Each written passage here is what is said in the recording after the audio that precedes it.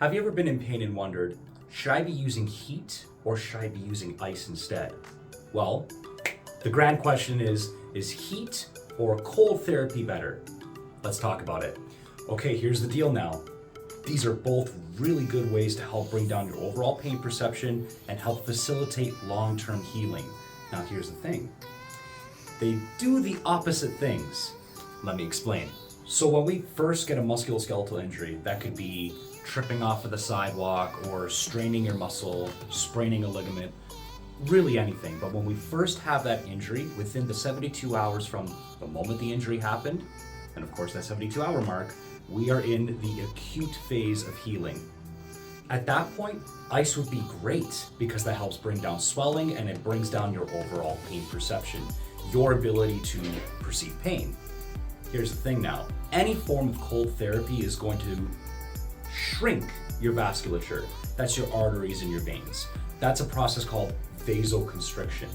So it's with the idea that when we use any form of cold therapy, it's to have vasoconstriction so we can limit those inflammatory markers that are sent over to the area of injury that ultimately lead to swelling and how you perceive pain. Now wait a minute, where does heat come into the picture? So when we get past that 72-hour mark, we enter into the regeneration portion of healing. I'm gonna have a diagram somewhere around here, and it's gonna illustrate the different processes when we first have an injury all the way up to the point to when the tissue is healed. As you can see, there's acute inflammation, the 72 hours that I was just mentioning. Then you have regeneration. That's between 72 hours to 6 to 8 weeks, typically around that 3-month mark. And then you have remodeling. So now that we have a little bit of context with that model that I just mentioned, the subacute phase, which is the regeneration phase of healing, heat, when used conservatively, is fantastic because it does, of course, the opposite of the cold. It does something called vasodilation. So your vessels, your arteries, your veins, they expand.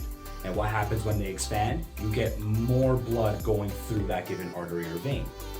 When that happens, you have more nutrient-rich, vitamin-rich, and oxygen-rich blood coursing through your vasculature.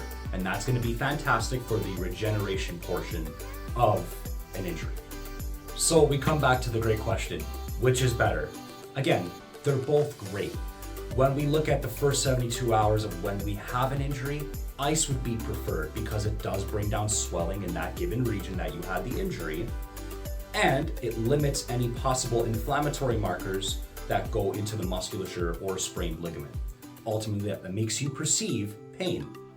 After that 72-hour mark, what happens is our soft tissue, whether it be the muscles or the ligature, that's when our body starts to regenerate those damaged tissues. So at that point, heat would be much better because again, you're gonna be getting oxygen-rich, vitamin-rich, and nutrient-rich blood a lot more faster to those damaged areas, which will help facilitate the healing process a little bit faster. Heat and cold therapy are both great, and when they're used appropriately, can help facilitate natural healing to generalized musculoskeletal injuries.